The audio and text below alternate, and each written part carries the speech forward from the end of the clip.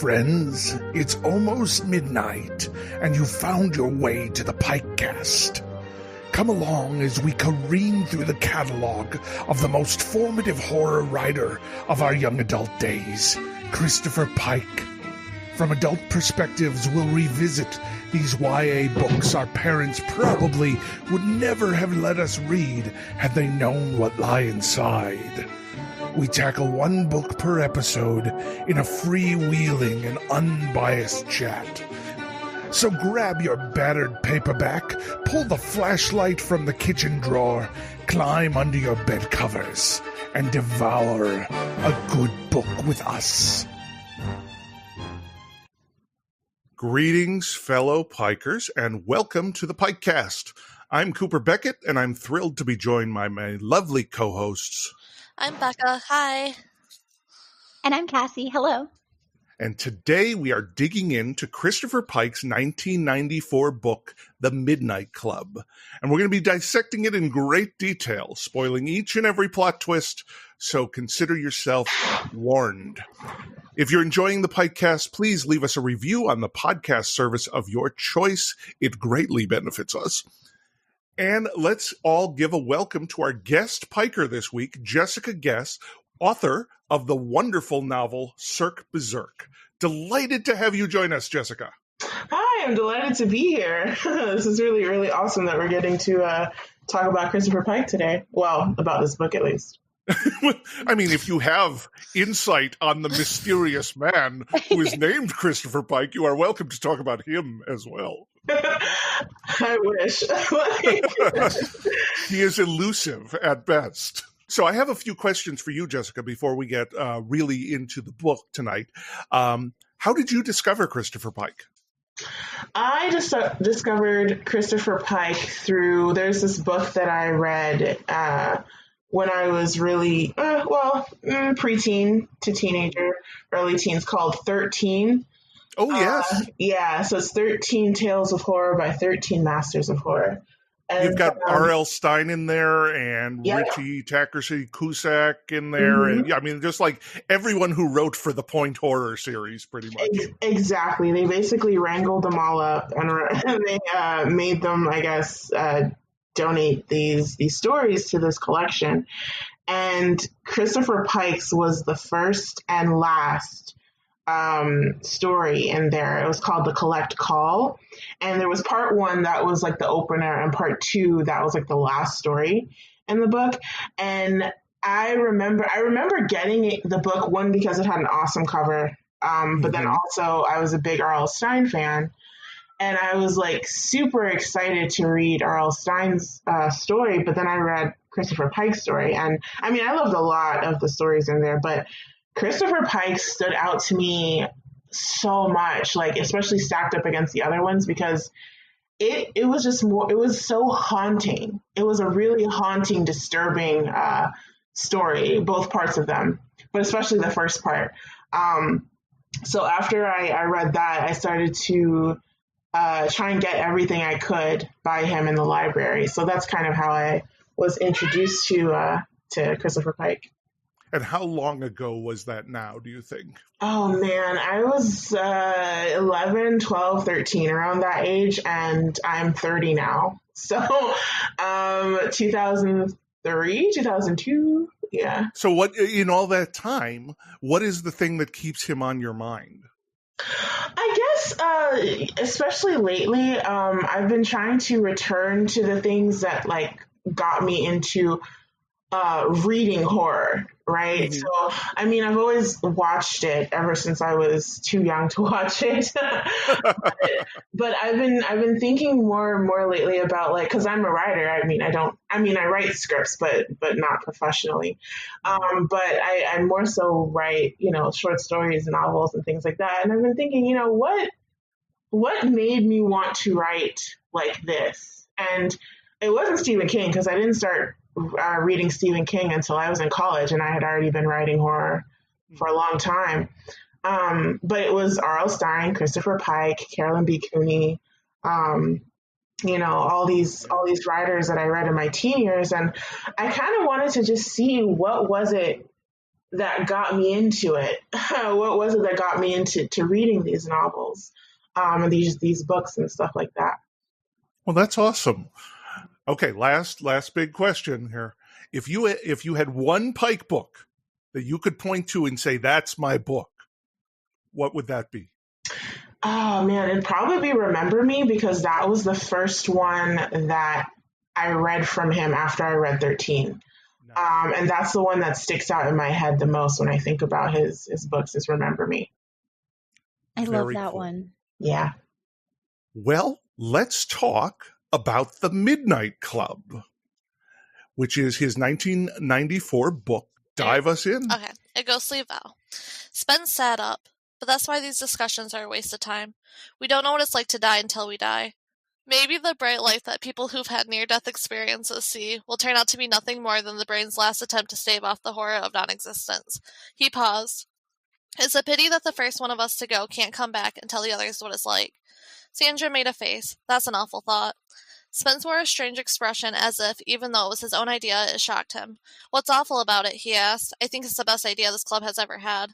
Alanka laughed uneasily. I don't want any ghosts knocking on my door in the middle of the night. But what if it were a ghost you knew? Spence asked. He addressed the whole group. I'm serious about this. Why don't we take a vow that the first one of us to die is to make every effort to contact the rest of us? What do you think, Kevin? You're suggesting that the one in question gives us a sign? Kevin asked. Yes, Spence said. So that's a good teaser. And I do want to mention before we move on that this was a Houdini thing. Houdini and his friends made a pact that whoever died first would attempt to contact the rest. I don't believe that they did. Oh, I was really hoping for that tidbit. No, there's not a better end to that story. But Houdini was a famous debunker of the mystical, and he would go to seances and that kind of grifter and basically show how they did what they did and run them out of town if he could. So that's really interesting, because like I found myself thinking about Houdini when one of the stories was told about the magician. I don't know, but yeah, that's really interesting. Yeah, Houdini was a very interesting character, and I think a lot of his nuance gets lost because he's known as just Houdini, almost just a descriptor rather than a person. But okay, I don't want to take us too far afield. Let's go to the back tidbits. Yeah, little drop of knowledge. Yeah. Somebody's going to tell me I'm completely wrong about this, I'm sure, on Twitter. But, The Houdini experts are going to chime in. Like, you don't know Houdini. Yeah. It's massive and constant. Let's go to the back of the book. They were all going to die. Rotterham Home was a hospice for young people, a place where teenagers with terminal illnesses went to die. Nobody who checked in ever checked out. It was a place of pain and sorrow, but also, remarkably, a place of humor and adventure. At the hospice was a group of 5 young men and women called themselves the Midnight Club. Every night at 12, they met and told each other stories, tales of intrigue and horror, of life and death. True stories, made-up stories, and stories that fell somewhere in between. But one night, in the middle of a particularly scary story, these 5 people make a pact with each other that says the first one of them who dies is to make every effort to contact the others, from beyond the grave. Then one of them does die, and the story begins. The most wonderful story. The most horrible. Dun dun dun.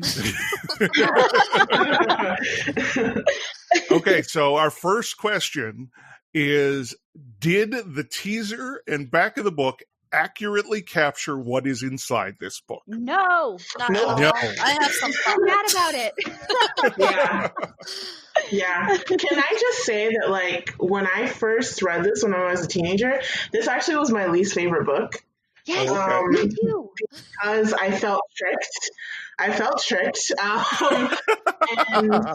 I think I was too young to really get some of the deeper things that were going on here. I was expecting, like, especially the cover. Like, I used to pick up books by cover. So, like, Well, and especially Christopher Pike covers. Exactly. So like I saw this hooded figure and I was like, oh yeah, it's gonna be a demon or something. And then no. But yeah, sorry, go ahead. No, it's funny. Like halfway through this, I'm saying, well, this is just the dullest book of his that I've read. And then, I really enjoyed how it picked up in the back half, but it's really interesting to me because it feels like he didn't want to write a horror book and wanted instead to write a real book about, I guess, the horror of the death of youth. Mm-hmm. And that is really interesting when you look at it that way. It doesn't belong with the rest of his catalog, but maybe he didn't want it to. And maybe he was pressured to. Yeah, I get the feeling that might have been what happened. I read this thing online this morning because I Googled, because I was trying to figure out if there was any clue, right, to talk about this. And I found this thing on Facebook that's supposedly from him, where he said that he got contacted by a girl in the Midwest who was in a hospice center, and she said that her and a few other people there had a group called the Midnight Club, and they would get together at night and read and talk about his books. Oh, and that's cool. I don't know if this is real. I found it on Facebook, but well, in fairness, Facebook is the one place that Christopher Pike seems to actually be. Okay, because it said it was his, and I was like, is this really his? Because I'm not usually on Facebook, so I wasn't sure. But he said, so she contacted him, and he decided to write about it, but he didn't finish before they all died. Oh my God. Yeah, really that explains the inscription then, though, because it says for Ilanka. Yeah, right? maybe that was her. Yeah.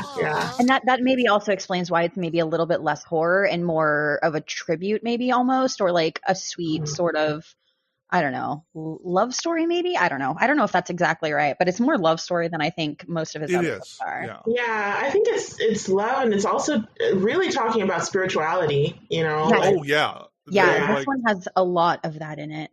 Mm-hmm. When you see little tendrils to his later works where he, the mysticism, some sci-fi too. So, you're getting all these very internal Pike feels that just take away from, I don't want to say take away, because if we go with the presumption that the book he wanted to tell was this, moving story of dying teenagers, who are not able to fight against what's killing them, unlike, the slasher genre or really any other Pike book, then it gives you a different perspective on the book in general, I think. Yeah, I think so. And I think like the problem that I had with it, and probably the problem that most people had with it wasn't him. It's more so like the marketing of the book. This is a great book, just it's not horror though.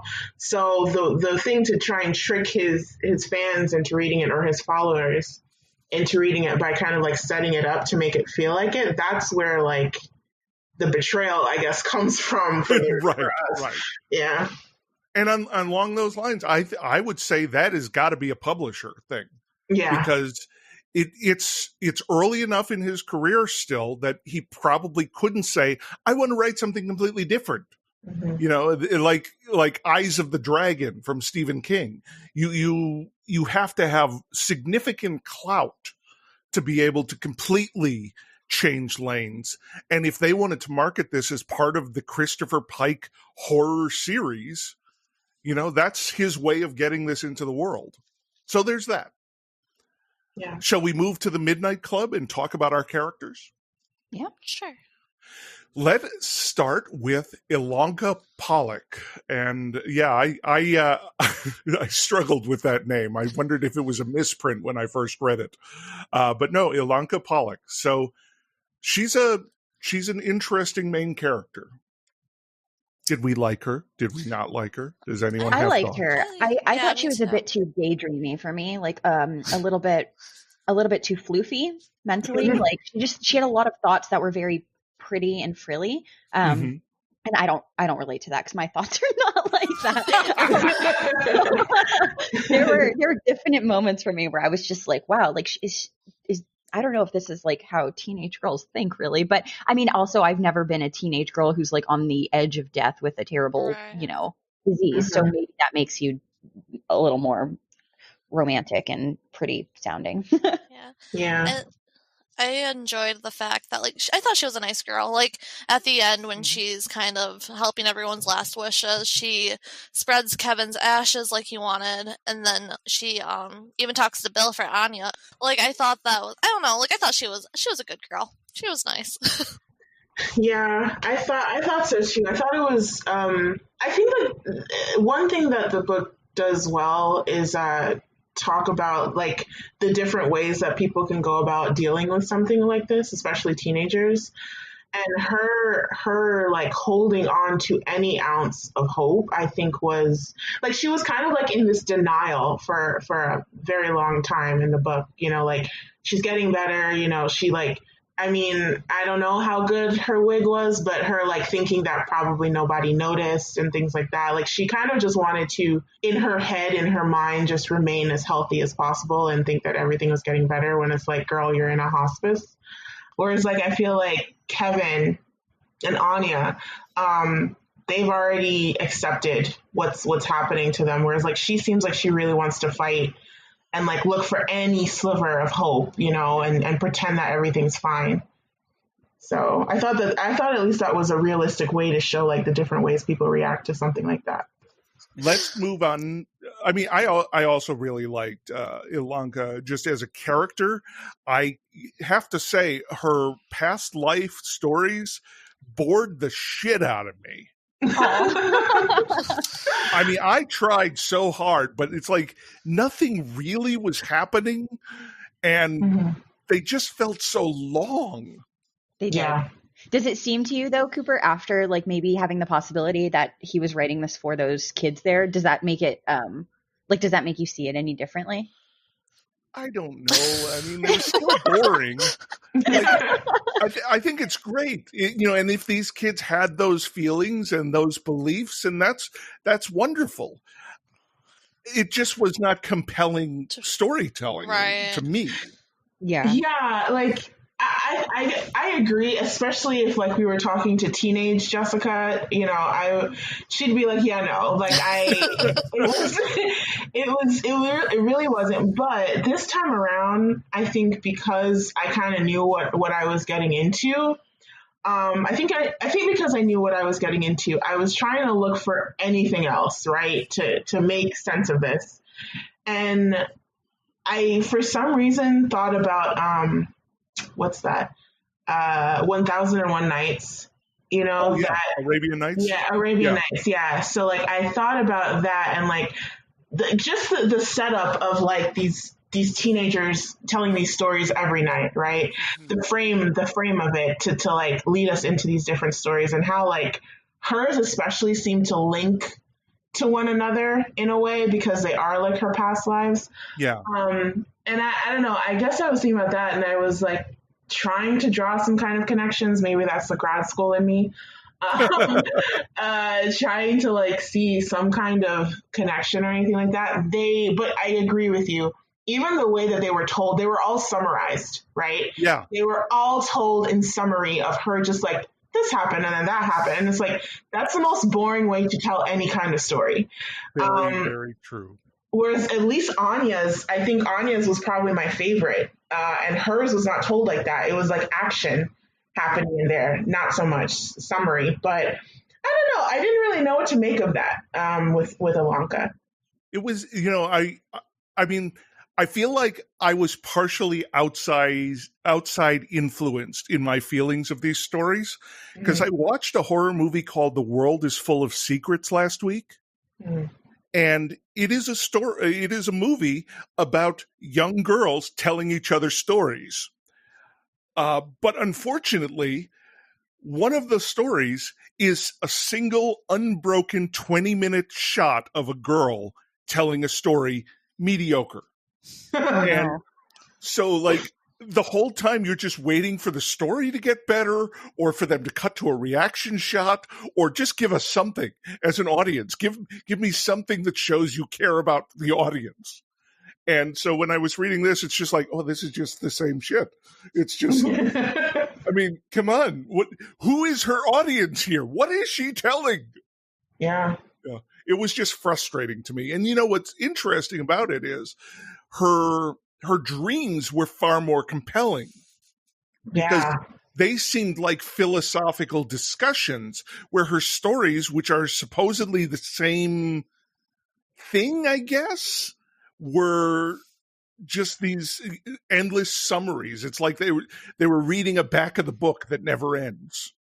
I did like the first, or I think it was the first one she told, right? With the Egypt story? Yeah, I think so. That was the one where the child got killed by cannibals, right? Yes. Yeah, that one I was into because I was like, this is sad, and I could see this being like a novella for like horror. Like this could work if they, especially if they, like Spencer said, a little bit more into the gore for the cannibals. And I liked that story a lot. And I remembered, so what was weird is I didn't remember a lot of this book from when I was a kid because I don't like Jessica. I didn't like it too much, but I remembered that story and I didn't know what it was from. I just thought that it was its own thing. And so when I was reading it here, I was like, oh, this is where the cannibals and the girl are from. Like, I know this. So yeah, I agree with some of them that they were like a lot slower and also like just really peaceful seeming. So it was just very, which I, again, like from my other thing, I can understand that if you're writing it for the audience of people who are dying, maybe having some sort of other life and other, history and just more than you is helpful. But as a reader who's looking for like a little bit of thrill, like there more cannibals, like more cannibals for me, I think. Yeah. Hashtag more cannibals. Yeah, always for me. Let's move on to Anya Zimmerman. I loved Anya. She's so pretty. I love her. Yeah. Mm-hmm. She was a little badass. Yeah. So she only has. I mean, like all these characters are tragic. Like and maybe that's a little bit of it too. It's a little much when all the characters in a book are tragic, and that's. It's good. It's just a lot to take. Yeah. As a reader. Oh no, I was going to say the one she told was like Dana 1 and Dana 2, but then the other one that she told, Devil and Dana. The clone story. Yes. Yeah. Mm-hmm. So her story was very interesting, I thought.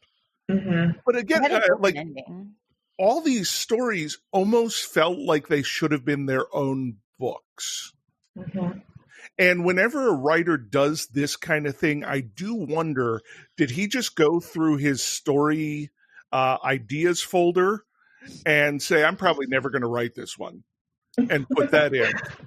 Yeah, because it feels like that occasionally. I feel like Anya, because like in her story, the Dana story, that's where the cocaine comes in this book.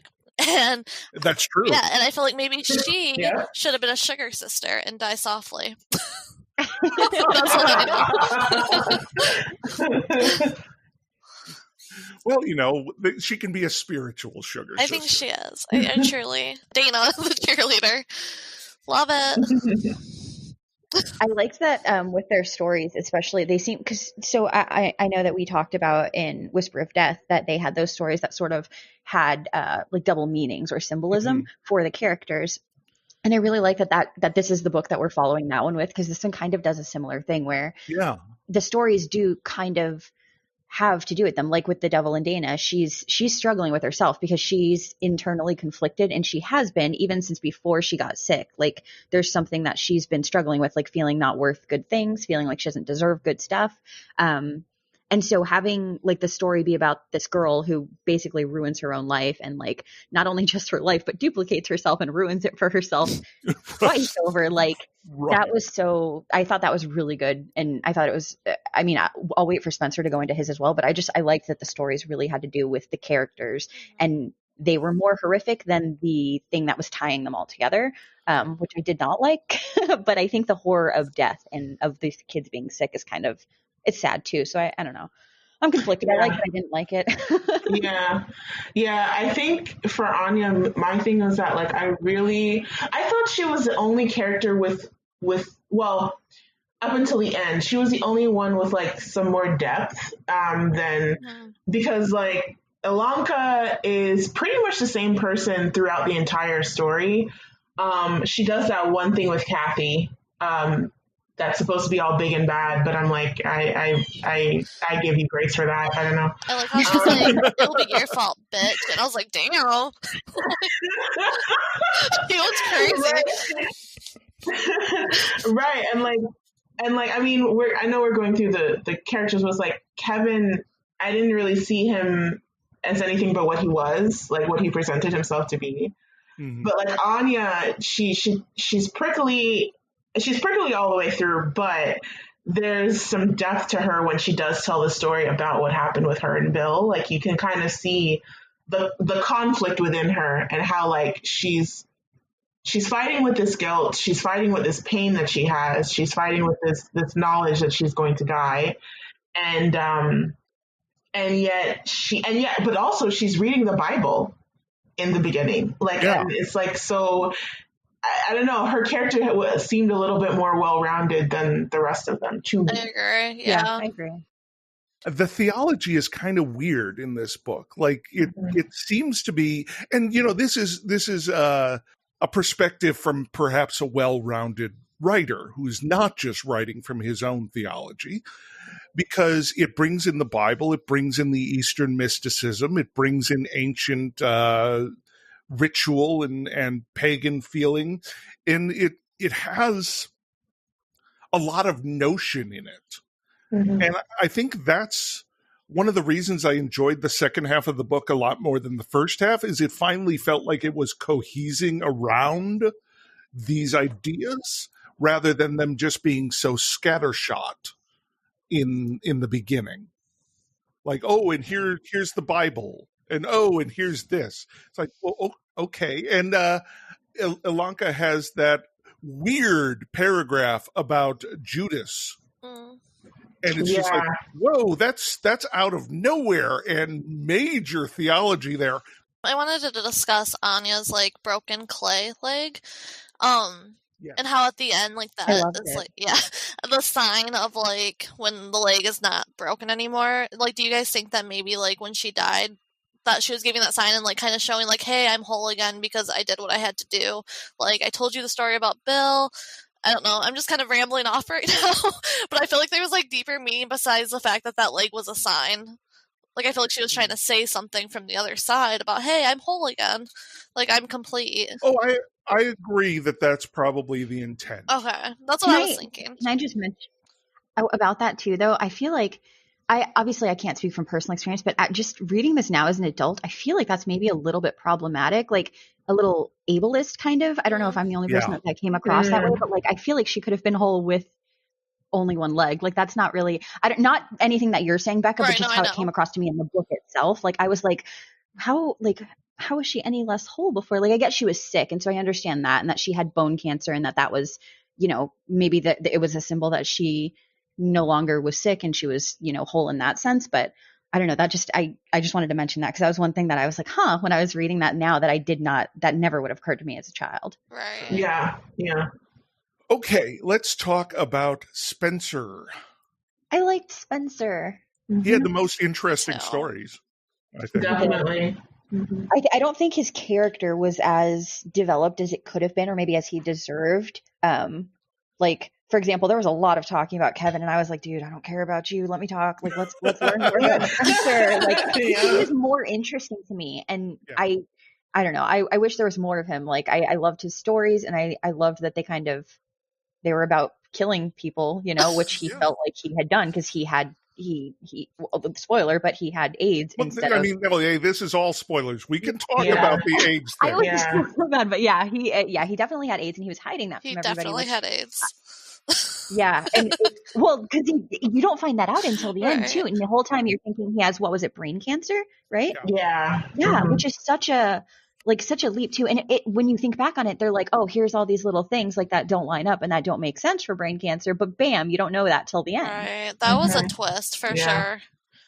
And in 94, young people are not thinking about that. Yeah, unless you are closeted gay. and are really worried. Really, I mean, it was really interesting to me when they got into the AIDS thing. I mean, part of it felt like a little bit of that moralizing thing, but then the discussion with Spencer was really positive, because when they first brought up AIDS, it was about the woman from the Angel story, and there it felt moralistic. There it felt like, see, she was bad for this long time, and look what happened. You know, she got AIDS.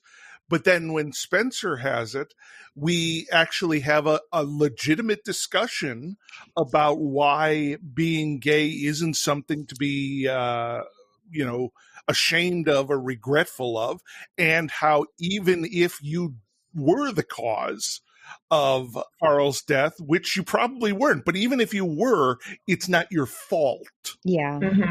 And that's a mature discussion about HIV and AIDS for 94.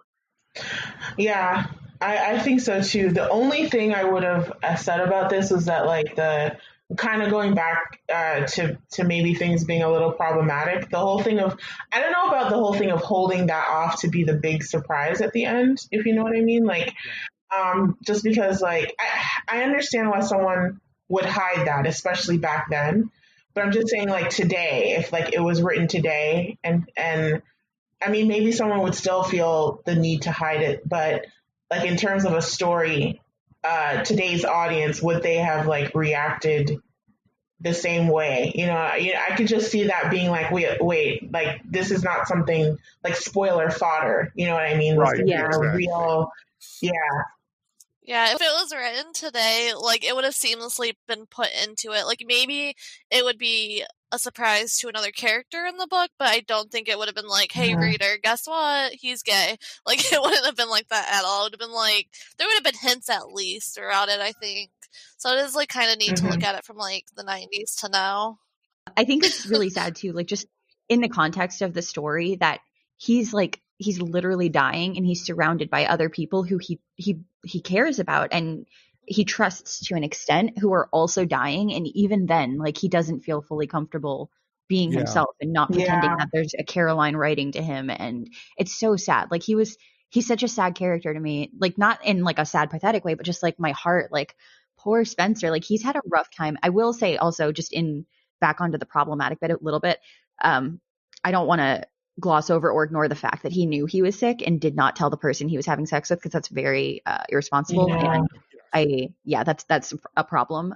But at the same time, he acknowledges that it wasn't the right thing to do and that he was young and scared. Not saying it excuses it, but it makes it more understandable for his character. And then all the characters make mistakes mostly. Like Anya does some shitty thing too. And, you know, so it didn't make me hate him, but also I just wanted to mention that, like, that's not okay, boy. Yeah.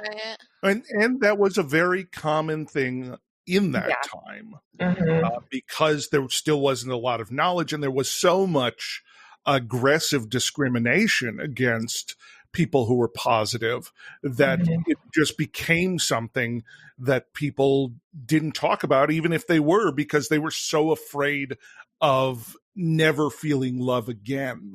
Yeah.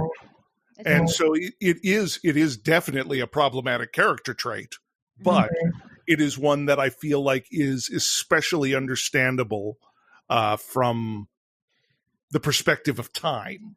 Yeah. I think it's true to character. And I completely agree. I completely agree with what you're saying. But I'd rather his character be like that than like I was saying before, like Kevin, who is just perfect the entire time. Practically perfect in every way. He's a meal. I can't stand it. Yeah, and it's like okay, she loves you, sure. Why? Like him and Alanka, they to be like the two lovers and the main characters, they just are so like it's like they wanted Romeo and Juliet but could not do it. Right. Yeah. Well, let's move on to Kevin. We just started roasting him. Do we have anything more to say about him? I actually have something nice to say about Kevin. Okay. Yeah. Like, I agree that he is very basic, But I wanted to add on that something that like was cute to me was like every single time somebody would tell a story, he'd be like, "Oh, that's really good," and then point out what he liked about it. And I don't know, I like encouragement. So like I was here for that part of him. Like I thought that was a sweet thing, and every time it happened, I was like, "Oh, how cute! He's being nice." Okay, that's all I have to say about Kevin. He was sweet. Other than that, he's basic. He was just a limp noodle of sweetness. Like, what are you doing, honey? Like, you're dying, and this is how you're like, like stand up for yourself, grow a backbone, you know, like do something. Like, you don't even like that girl that's coming to visit you. Like, come on. Okay. I wanted to talk about that a little bit with Kevin, Ilanka, and Kathy. Like, I thought, okay, if this is what this book is going to be, it's going to be about spirituality. It's going to be about like these kids in this horrible, you know, situation. At least give us some drama with what's happening with this little love triangle, right? To spice something up. And yet it literally just was there and then it wasn't. Right. And that was the one place where there could have been some kind of like realistic drama. Like he would have had every right to be upset with Ilanka. Yeah. Even if he felt that it would. Yeah, he's like, oh yeah, you saved me from doing it. Or you could have had Kevin there. Yeah. She's confronting her. Yeah. I thought he did because she's standing there watching her walk away, and then it's like a little bit of time passes, and then Kevin walks up, and I'm like, why didn't you just have him walk in like right before the girl ran out? That would have been so good. Yeah. We love some drama. Something. We do. Yeah. And if we're expected to believe that Kevin and Ilanka are these eternal lovers throughout all these past lives and future lives, according to the epilogue, they are just so bland. Yeah. It's like, come on, give us something like the past lives. As little as I thought of those past life stories, the characters were at least more interesting. Yeah. They really were. Yeah. Like there was just no conflict in between them. And that's the thing, like I talk about it all the time. And like when you're writing, looking for any source of tension, any source of conflict. And it was like every time there was hinting that there was going to be some, even in their story, I feel like, okay, his stories had a little bit of conflict, but even in his stories, like Hermie, is that how we're pronouncing his name? Hermie, that's what I'm assuming. Yeah. Even I know he used to be an angel, but God, like he was so easygoing about everything. And I was just like, get mad, like be angry, like do something. And same thing with Kevin. Like I really thought he either should have been upset with her, either that she did it or that he wanted to be the one to tell Kathy. Like either way, you know, she didn't really have a right to do that or whatever. I don't know, but there was nothing. I don't know. When Kevin got that send-off that Stephen King likes to give to people, where just the end of the chapter, I forgot what the line was, and then he never woke up again. Yeah. Like, oh, well, great. Okay. Boom. Yeah. And we didn't even get sex from it. They just cuddled without clothes on. Like more cannibals, more drama, and more sex. Please. Yeah. Even John Green had the sex thing in Fall of Our Stars. I was like, really? Like nothing? Okay. Yeah, he was like, we can make love without having sex. It is sweet that they can lay together and love each other, but come on, like sex doesn't need to take a lot of energy. Right. You could do other things that are, I'm not going to go into it, but I'm just saying they could have had some kind of situation. You're both storytellers. Use your imagination. Like, yes. Good God. Cassie, I feel like I'm calling you out a little bit, but I feel like you were looking for some mutual masturbation in there. I was looking, there could have been anything. Like they could have just done, like it could have even like a hint of something, but like when they just hardline it, even if there was no hardline, they just were going to cuddle naked. And I'm like, come on. Like, what? You're getting naked. Why not? Just move a little bit more. Come on. Yeah, like, what little, like, I mean, I know they're both weak or whatever, but a little fondle, totally. I don't know, something. I know, and that's just like take off the clothes. Yeah. Yes. Yeah. And, I mean, if you can do things like eat food and tell stories, you don't look. I'm just just saying I wanted a little bit more, and I think they deserved a little bit more, as oatmeal bland as they were. The guy's about to die. Like, give him a little something. Yeah, and she wanted something too. I know. I was like, this was sad. I know. That was part of the saddest thing to me of the whole thing, I think, was that most of them died either as virgins or as just like not being happy and like not having a good time in that respect. I mean, I would have even accepted if they had fallen asleep and dream sex. Yes, that would have been great. A nice little dream sequence. They could have put it in like in a different country if they wanted. They could have added like mystical stuff, put it in the past. They could have had the Egyptian sex, man. Yes. Yeah. Before the cannibalism. Yes. Before the pre-cannibalism sex. Yeah. So clearly our little midnight club was really horny for something to go down. And extra disappointed when death cockblocked it. But I will say, okay, if they're a group, like if he wrote this for a group of actual kids who are dying, I understand it. And I understand why this one is a little different than the rest. So if on the off chance Pike is listening, look, dude, I get it. It's fine. It's okay. Yeah. And I like it. It's fine. No, okay. So I know that we sound. I'll speak for myself. I know that I sound like I hate this book, and I don't. Like after rereading it, I actually found an appreciation for it that I did not have the first time around. And I think it was because I was looking at it. I was like, okay, I know now that this is not a horror book. I know that it is not what I was expecting. So I found, like I said, I really did like the spiritual stuff. I don't know exactly what I was supposed to take from it, but I like that it was there. I like that this master person was like a blending of Jesus, Buddha, like Siddhartha, like everyone rolled into one. Yeah. And I don't know. I found some things, even her stories, as boring as they were, at least the imagery of like being in these different countries and these different times, I found that to be interesting. Mm-hmm. So I did get a lot from it. It's just that, as I think all of us here, we all love, like a thrill, some horror, some blood, some this, and like that part was disappointing. So like the fact that there was little to no drama the entire time, and the only drama we did get was already happened. It was in the past, with like Anya and Spencer and all that. I think that like the fact that there wasn't a lot of drama going on besides the fact that these teenagers were dying, I think that kind of like led to a little bit of disappointment. Yeah, I agree. Well, you brought him up. Let's talk a little bit about the master.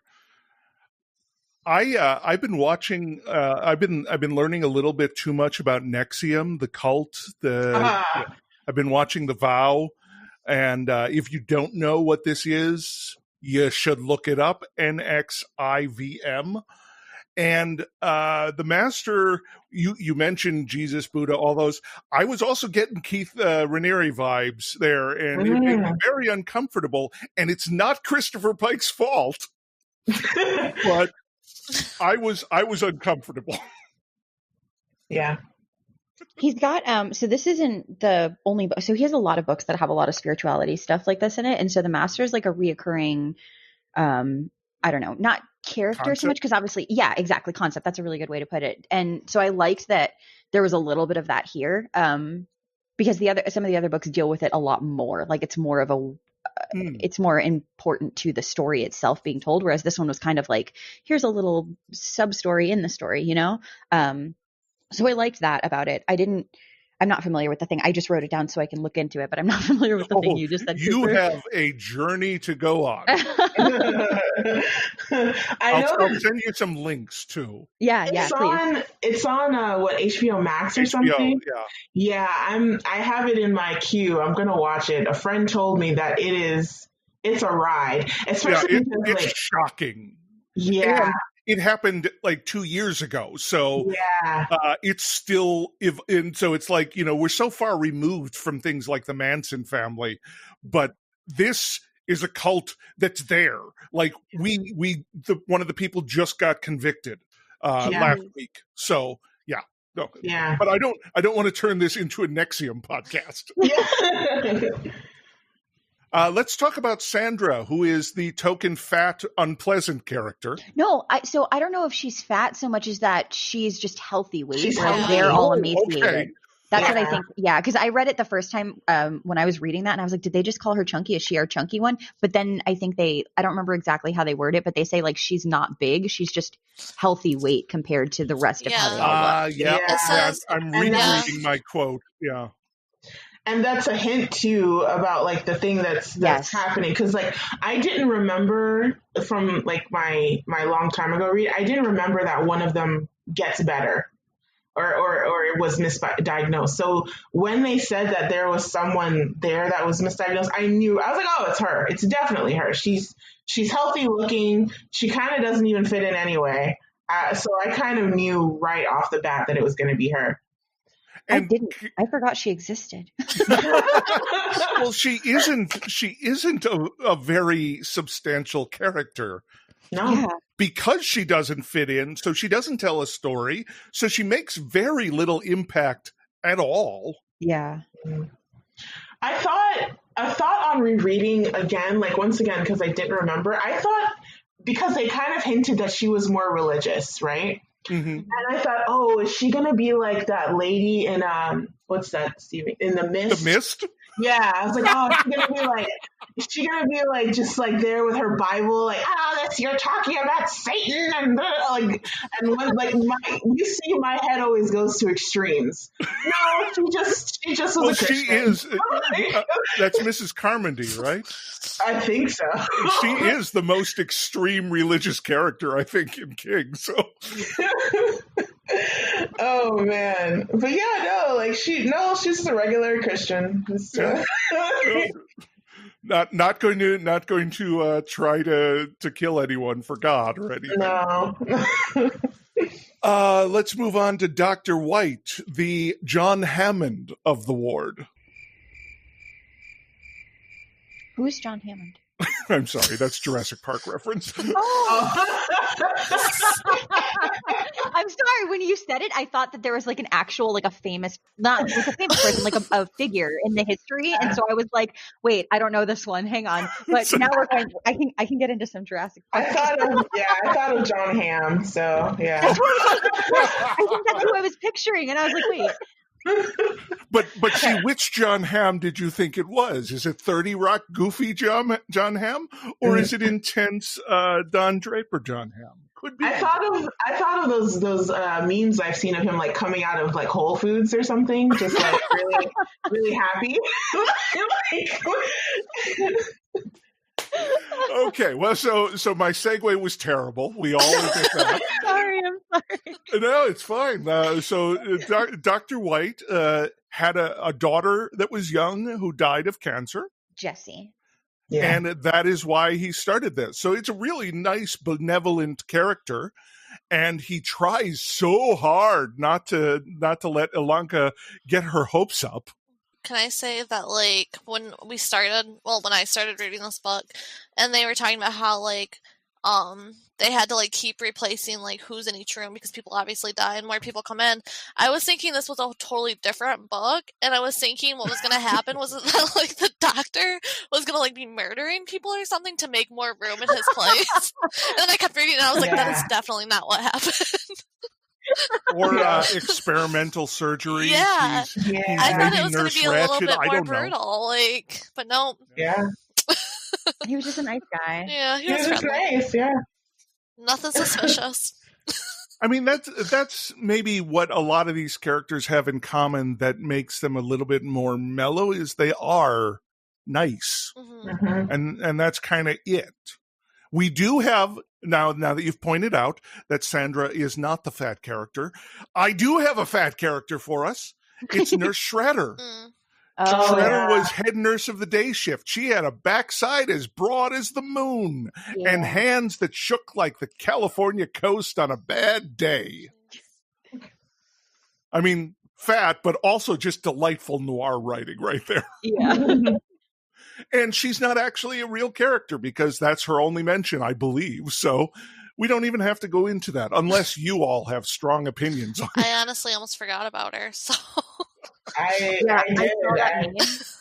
Sorry, Yeah. no, I saw the name and I was just like, who is this? Yeah, Oh. it's the character that Cooper remembered and That's the nobody else. person that they steal the pills Yeah. from.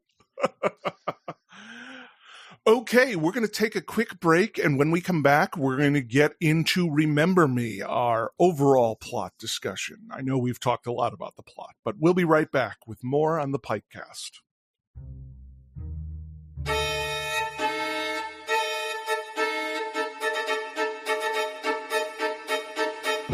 Wow, friends, where else can you get this kind of programming than the PikeCast? Nowhere, that's where. But we're trying to keep the lights on here. If you like what you're hearing and want it to keep happening, jump over to our Patreon at thepikecast.com/Patreon and throw us a few bucks to join our private Discord server. Higher tiers get books, stickers, bookmarks, and even personalized shirts. That's thepikecast.com/Patreon.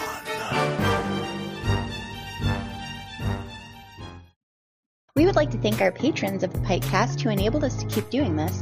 Desiree, at Libri Labra on Twitter, Irish Moxie, Stephen Daniels, who is at Stephen T. Daniels1 on Twitter, Pamela Licata, Jack, who is at Fruit Snacks on Twitter, Jeanette, Jenny Corrivo, at Audrielle Jade on Twitter, Miss Jamie Dillon on Twitter and on Insta, Nicole from Tattered Covers and Broken Spines, Katie Lilly, at The Haunted Outfit on Instagram, and Crystal Squires.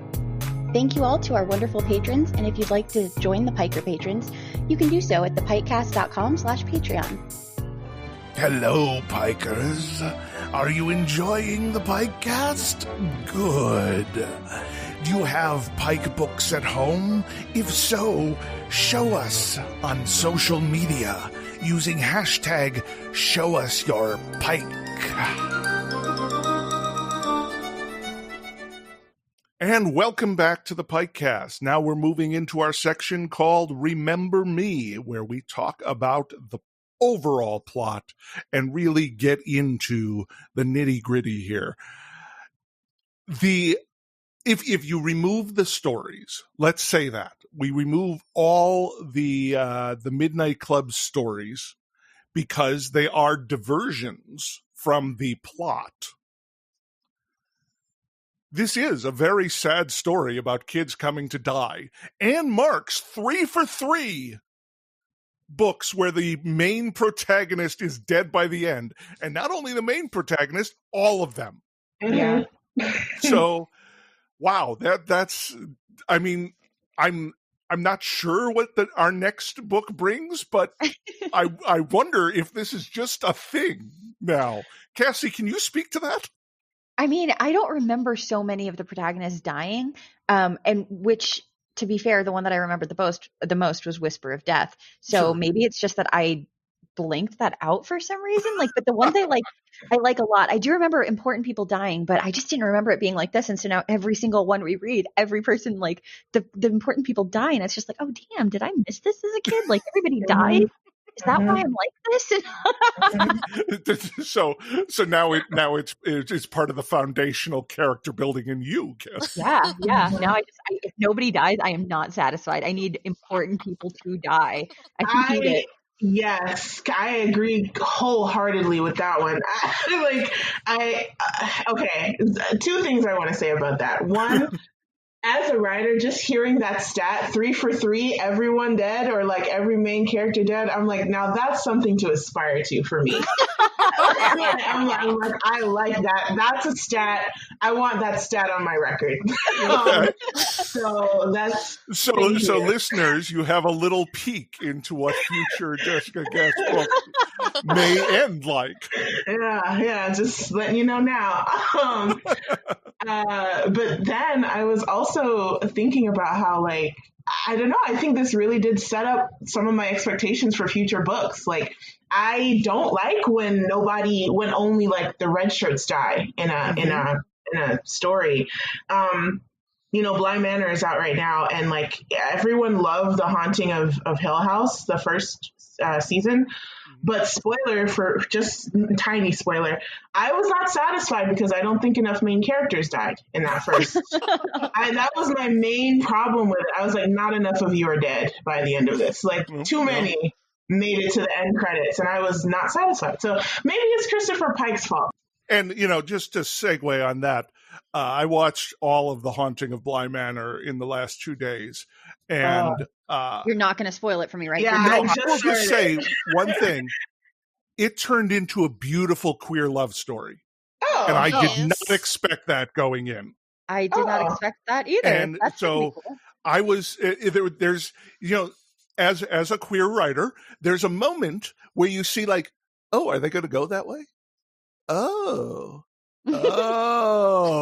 and then you hope for it, and then you hope, okay, this is not going to be a bury your gays story where we're going to have to kill someone because they're gay. And no, it wasn't. It was just part of the story, and I love that. I'm excited. It made me so happy. That makes me really excited then. Yeah. I think I enjoyed it more than the original season, and I really enjoyed the original season.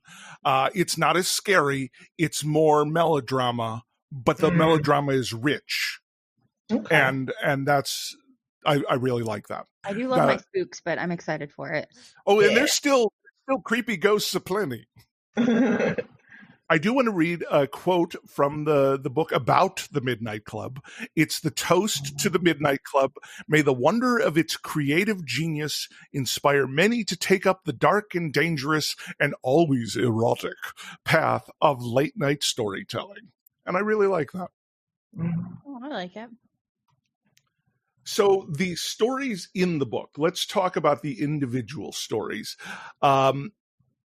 Knowing the plot of Monster from being told, and reading this Eddie Steps Out story about a man going up on the Eiffel Tower to gun down people at random, it really just reinforces that you don't write these things anymore. Yeah.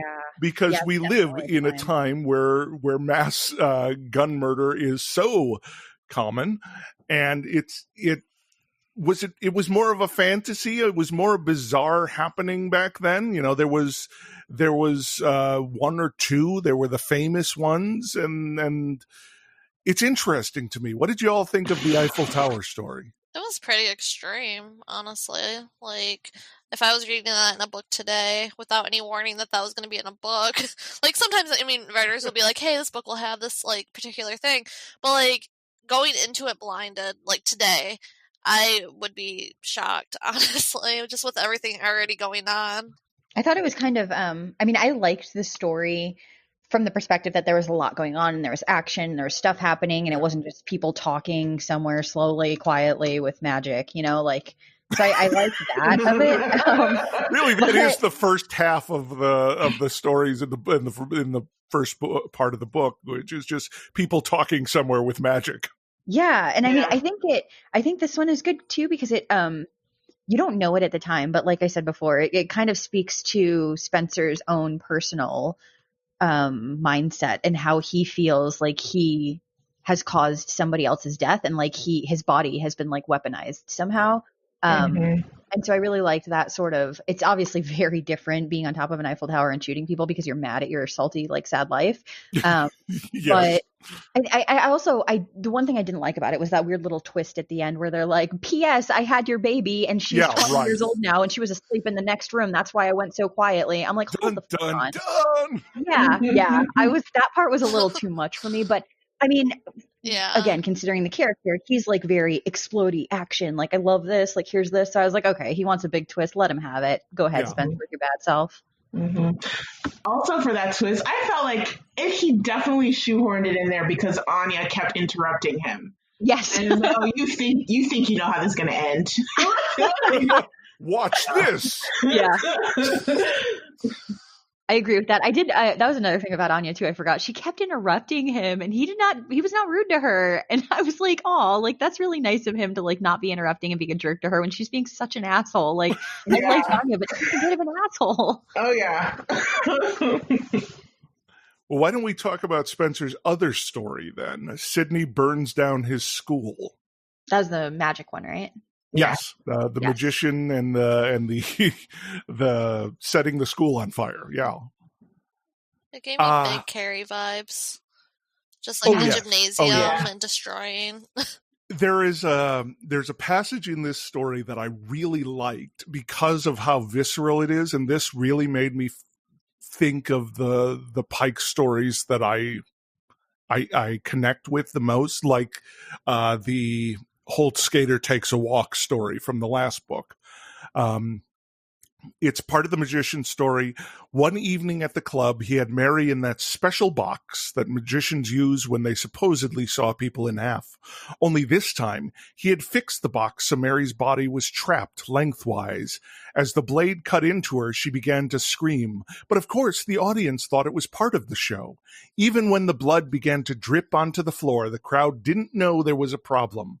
Sid pulled the box apart, and the two sides of Mary were exposed, two bloody sides. By that time, Mary had stopped screaming. Yes, the gore. I love it. We Yes. love to see this bloody mess. Yes. I was so excited when we got to that story. I was like, yes, they're going there. They're cutting her in half. This is great.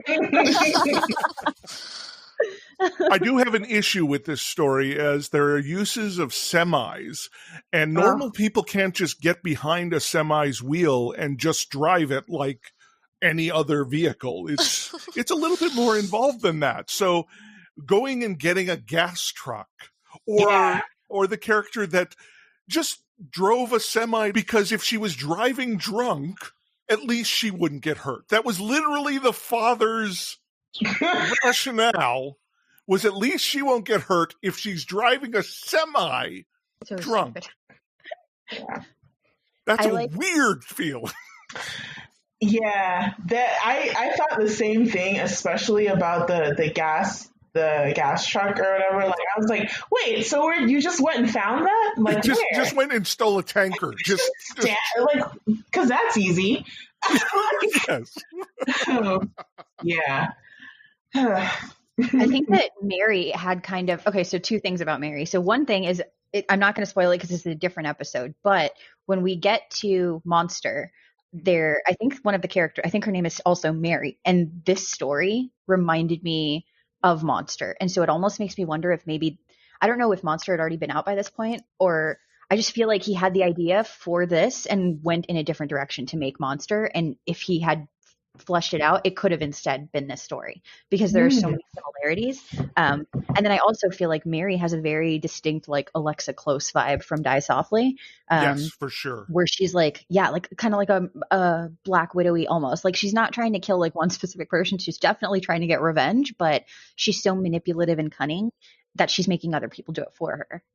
Well, I did just look. Monster was actually published in 92. So okay, so 2 years before this. Yeah. Okay, so yeah, I'm excited for us to read that one because I don't want to say why, but I think that you guys will see some of the similarities in this story in that one. Let's talk about The Devil and Dana, the clone story. First of all, I really like how the devil plays this and how it's like, people give their souls to me for no reason. I don't need your soul. I love that, and I think that's very cool. It's a nice twist on the Faustian legend. Yeah. I really like this iteration of the devil, just because like there's two things I really love in stories, and that's when you show some version of the devil or some version of hell. And this one being like looking like was it James Dean? Mm-hmm. James Dean smoking a cigarette, coming to like this really like, what is it, like not churchy, but innocent, I guess, girl in the middle of the night while she's praying. I thought that was an interesting take on that. And like you were saying, what he said to her, like, I really don't need to make any kind of deal with you. Like, there's enough people who are just coming to me willy-nilly. And I was like, that makes sense. So I like the way that he still was able to get her to make this like really shitty deal that sounded good in the beginning. Right. You know, like I was like, I can see this going terribly, and it did. Like, so I really liked that. And it is the story that has the cocaine. Mm-hmm. It is the story that has the most sex, I believe.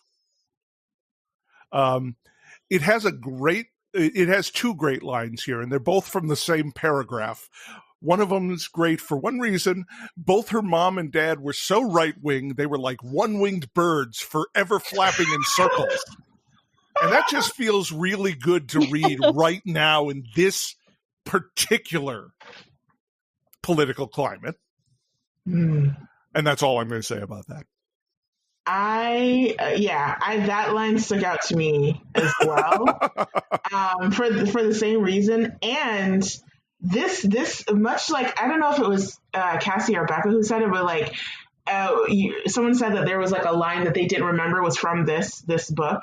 And there was also something that I knew I had read it somewhere, but I didn't know it was from this. And it's where because there's two of her, she loses her virginity like right in the same room. Yes. Where her parents are. And I was like, oh, this is where that's from. I was like, oh, I read something like that. Yeah. That so I was like, okay. That was such an uncomfortable scene. I was like, yeah, can we not? She's having an orgasm right in front of her parents. Hospital. Yeah. Why would you hospital? Like, what kind of sounds could she be making during that? That they're like, oh, we've got to hospitalize this girl. Like, what kind of? It says she let out a real whopper. So. Oh. Yeah. So if that tells you, which is really the most mature way to represent the female orgasm, I believe. Yeah. And if they're that right wing, they probably didn't know what that sounded like anyway. She's like, oh my God, she's dying. She's really just having the time of her life, smiling.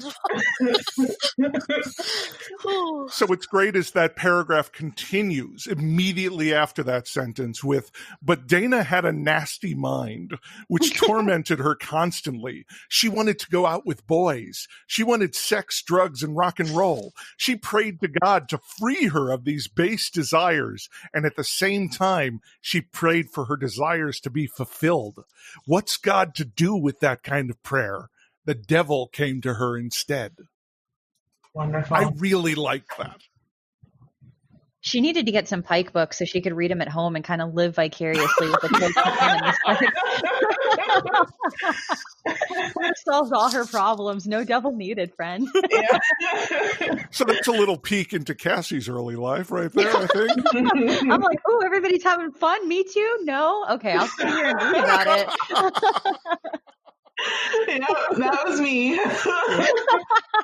Me too, exactly. Yes. Oh yeah, there is a line about the cocaine that I absolutely adored in here. Then Chuck turned Dana 2 onto Hollywood's favorite low-calorie sweetener, cocaine, because that's got Pike's Hollywood obsession and cocaine. Sugar sisters. Yep. Yeah. Sugar sisters for life. I want to be a sugar sister for Halloween. Well, you can pick up the Sugar Sister T-shirt in our store. Good call. Nice plug. Really, I'm making all these T-shirts mainly just because I would wear them. That's really why I make T-shirts. It's like, what would I want to buy a T-shirt of? Yes. Yeah. So don't feel overwhelmed if you're our listeners and you see all these T-shirts coming out.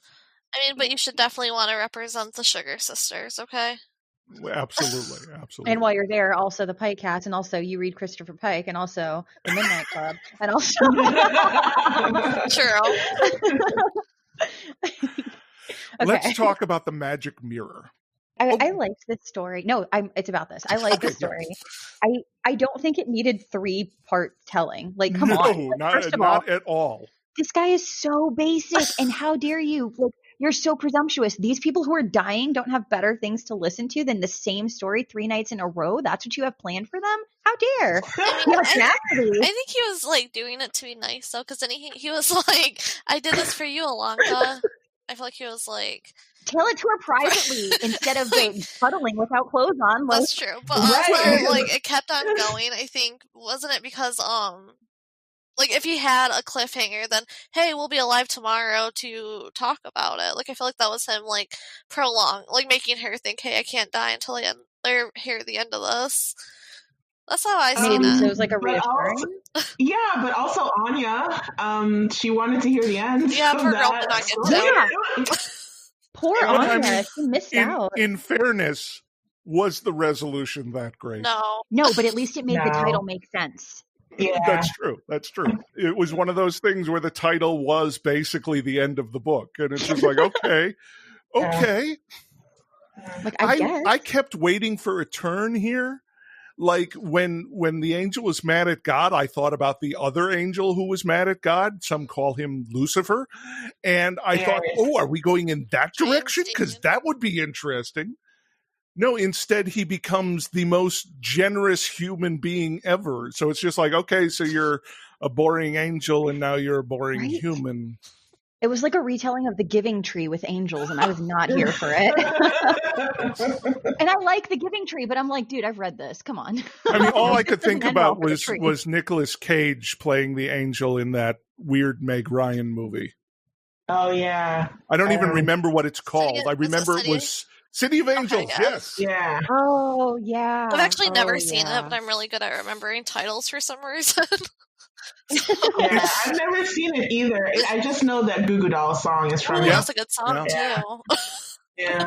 I love it was one of many movies in the late 90s, early 2000s that produced better soundtracks than movies. Yeah. That happened a lot, yeah. One thing I would say about this story, I mean, I agree with basically what everyone's saying here. Like he was basically just like Kevin, Diet Kevin. Yes. Like even more of a good soul than him. And I thought, I don't know why, but I had like a false memory while I was rereading it. I was like, oh yeah, when he comes off of the bridge, he's like gonna get hooked on heroin or something. I don't know why I thought that, but I really thought when they were like, he was like wandering through New York in the bad side of New York, I was like, yep, here it comes. And then it didn't. And I was like, oh my God. I don't know where I got that from. That would have made it a better story, honestly. And also the comparison between this story and him and Ilanka, it still doesn't make sense to me because Teresa is not a good person for most of this story. So what does this say about how he feels about Ilanka? Yeah. Yeah. And she calls him out for it, too. She does, and he doesn't have a satisfactory explanation. Yeah, I really was like, okay, here's my thing. I was kind of wondering if both of them, because you know how all of her stories are supposed to be like past lives of theirs. Mm-hmm. And I was like, is this also a past life of theirs? Because that would make sense about why he's such like a dull person if he used to be an angel. But then it was just like, okay, if this is just like supposed to be an analogy or like a metaphor for them and not like an actual past life. Yeah. I mean, one of the things that Ilanka, that was her big problem, was that in all her past lives, she kept making mistakes, right? And it's like, okay, Teresa makes mistakes, that makes sense. But I still don't see, besides that really nothing thing that happened with Kathy, what is her big mistake here? Right. You know, like, so I don't know. I don't know if she deserved that. I don't think so at all.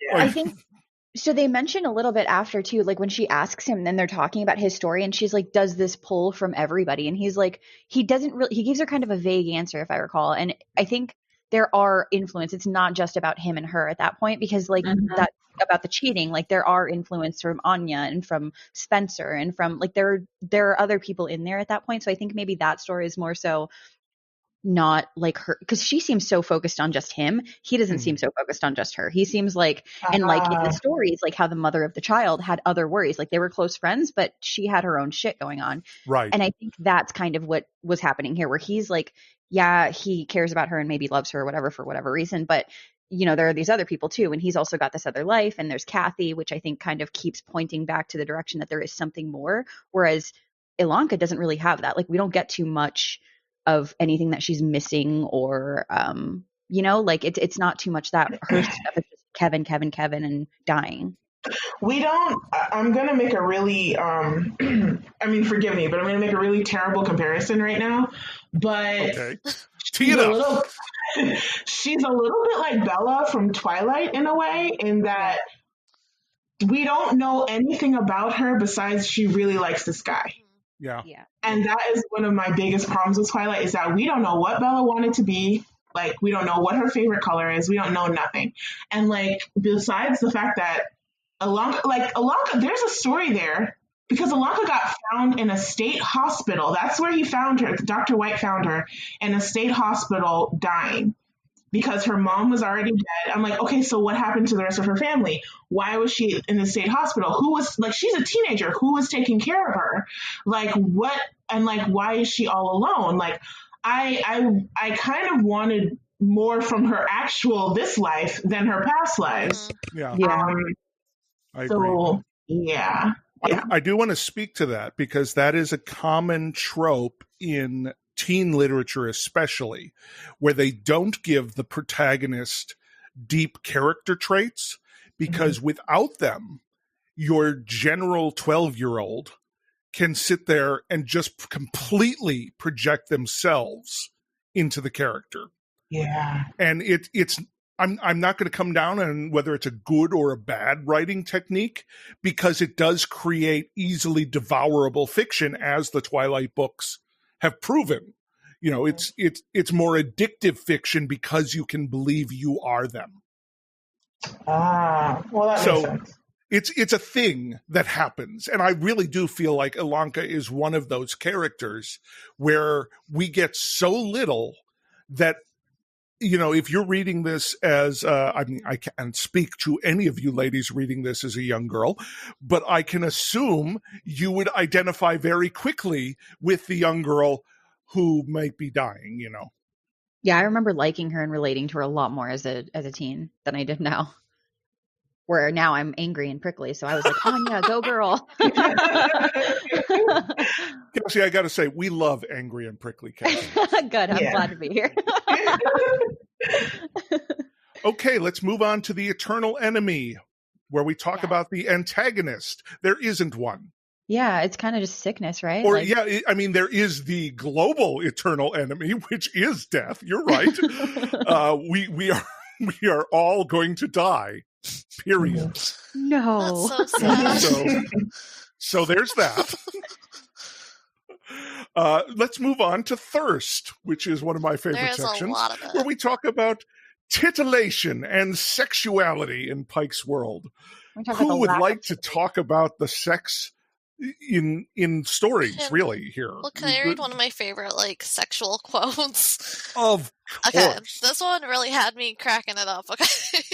Well, this is when Anya's like, hey, you're in love with Kevin. And she goes, the way you look at him, you would pull his pants down and take him to heaven if it wouldn't kill you both. And I was like, wait, what? Hold on. Ilonka shrugged and said, there are worse ways to die. Yes. That is my quote that I was going to bring up. There are worse ways to die. But go ahead, yeah. You know what? I am so angry because they are all talk. She said that, and then later on, they let me down. No, they cuddled naked, and that was it. There are worse ways to die. He died in the morning. You could have done it and died during that, like you said. Yeah. She could have taken There it to are heaven. worse ways to die. Yeah. She could have. Really Literally. could have. Yeah. God, I thought that would have been such a good bit of foreshadowing. Can you imagine? And can you just imagine the scene? I'm just going to set this up for you. She's under the blankets. He's laying down. She's taking him to heaven. He dies in her mouth. Can you imagine that? And then that's it. This is not safe for work at all. No, I'm sorry. I mean, no, it's the sex section. Come on. I love it, though. I love it. Thank you. Hold on. That would have been great. I don't believe there has ever been a discussion of oral sex in Pike's work. Have you noticed it? No, actually. I mean, do they just not do that? It's there's a lot of sex in his work, but it's sort of an abstract. Yeah, I guess they don't go into full detail when they're doing the dirty, do they? Yeah. And not that I Not that I think that would have been inappropriate, because I'm totally here for that, Cassie. But I found that interesting because, yes, if he died in her mouth, as you put it, That's my new favorite line. that would have been Nobody quote surprising. me on this, God. I'm sorry to our listeners. No, they signed up for this. They know what we're about by 3 episodes in. Okay, so I've got a lot of sex lines. Does anyone else have any they want to hit us with? I do not. I have one more, which is, what area is this? Anya's talking about something. Okay, this is when she cheats on Bill with Charlie. Okay. So he pinned me up against the wall and started kissing me like I was a piece of plastic board he was trying to drill a hole in. Yes, yes. That's enticing. Right. And 10 minutes tops, and we were naked in bed. Yes. This is the only character that I think had any, like, sexual experience whatsoever. Mm-hmm. Like, I can't... Yeah. Well, the one guy has AIDS. Oh, well, yes, yeah, actually, yeah. But we don't talk a lot about his sex. Right. We just talk about his AIDS. Yeah. Yeah. So I've got a bunch. There's Kathy's description. Her sweater was green, thick over her large breasts. She was blonde and blue-eyed and had breasts that could have been. No, that's a different one. I was like, dang, back-to-back breasts, really? That's not Kathy. That's a different. I think that's from a story. She was blonde and blue-eyed and had breasts that could have been implants if they hadn't had such bounce to them. So not only are we talking about huge breasts, but we're also shaming implants in this quote. Yeah. But and here's the so Dana lost her virginity in the same room as her mom and dad, in a manner of speaking. I'd like to be able to say that she was able to keep from crying out when she had an orgasm for the first time, but I'd be lying. Poor mom and dad. Right. That is not something you want at the dinner table. No, they were just watching TV, weren't they? Yeah, I think so. Oh, I don't know. I mean... A family gathering. Yes. They thought she was dying anyway. They didn't know what was going on. Mm-hmm. How could you confuse that with dying, though? Like, what could... No, I'm not even gonna... I don't know what I'm imagining. Her poor parents. Well, at least it wasn't a different assumption where she was like possessed by the devil, because there's also that possibility that they would have thought that as very religious people. Yeah, true. that would have been interesting. Yeah. I assure you that a tumor in the big head has not affected the little head in the slightest. That's a good one. And then this one, their relationship was fine as far as the sex went. Mary could have had sex 6 times a day and still felt deprived. What? She's not getting raw? Like, what's happening? 6 times is a lot. Yeah. Every single day? Yeah, I mean, I knew high schoolers who did that 6 times in one day once thing, but I mean, I'm exhausted thinking about this, is what I'm saying. How many hours of the day could that be taking up, like, of your life? Just think about the chunk of time you sleep. Like, now think about that. Like, that's crazy. There's so many other things you could be doing. Think of all the books you could be reading. Mm-hmm. Yeah. I mean, they the audiobooks while they're doing it, bro. Ooh, audiobooks. That's a really good idea. Yeah. They could get 2 things at one time. Okay, so this is great because we again get some lovely insight into Cassie and also a suggestion for listening to audiobooks during sex, which I feel like would be a distraction, but I don't know. Depends on what kind of audiobook. Right. I mean, doesn't it depend on the quality of the book? The quality of everything, I think. Yes, that's true. That's the tip of the day. Listen to audiobooks while having sex and you can get laid and read at the same time. Yeah, It's that just is a tip. We'll have a little the tip just of a the tip day. for every Well episode. done. Well done. Oh my. I do want to point out one little sex thing in Anya's story. No. Wait, who did the devil the Dana, clone that was story? Anya. Yeah, Anya. Okay, in Anya's story, she comes home and finds Chuck in bed with another guy and is asked to join them. So that is legitimate, happy bisexuality in this story. Yeah. Even if it's in a story of a story, it's still there. Yeah, I noticed that. And I saw that too. She didn't even get like super, it was just like she was raised in a different way that was a bit too much for her. Yeah. And it wasn't like a super like, oh, this is awful or this is terrible or anything like that. So I liked that about it too. Yeah. Well, shall we move on from the thirst section? Yes. Let's go into Die Softly, moralizing and problematic elements in the writing and plot. Okay. I mean, we already talked about some of them. But, we did, yeah. Cassie, it sounds like you have another one. So it's a smaller thing. It's the one thing that I have highlighted in here. So his hair was a weird orange color and he wore an earring that looked as if it had been swiped from an African native. And that part I read and was like, what the fuck? Yeah. What? Like, that's not okay. What is that? Like, it was weird. It was really weird. Yeah. I was like, what does that mean? What does that even look like? Yeah. Yeah. And it wasn't like they went into any, like, he's a worldly person, so he travels or, so he was, it wasn't anything like that. It was just like, this is a weird, like, random thing that we're going to put in here for what? For who? Why? And then in the next chapter, they slam him for being a ginger. In the next paragraph, they slam him for being a ginger. It's like, despite his hair, it's like, what? Was that a thing back then? I know the ginger thing is popular on the internet, but it was 94. Yeah, it makes me wonder because obviously I was 5 or 6 at the time, when this book was out. Yes, I get it. You're young. I'm sorry. So I don't really know. Like, obviously, I wasn't aware of any stigmas or anything that were going around at that time. But so now, like reading that, I'm just like, wait, like what? We should ask our redheaded listeners to tell us if they grew up with the stigma of being red-haired. Yes, let us know because that's interesting. And I mean, as somebody who does not have red hair, that's not something I would have ever known. And it's just you guys do have a co-host who has freckles and red hair.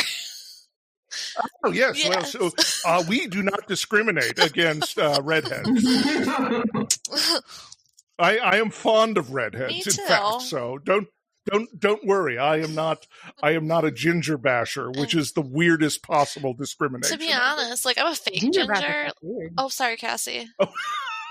No, I was just saying ginger basher sounds like an appliance you'd use in the kitchen. Like it does. It's what you make ginger snap cookies out. I was gonna say that sounded like something from cannibalism, and I was like, "Well, Cassie's talking about cannibalism." I'm like, wait, can you kill somebody with this? Oh dear God.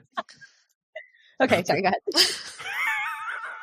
Okay, I have just a weird comment about race and problematic things is the black market in Paris, where, as you might guess, Arab and Israeli arms dealers practically work out of malls.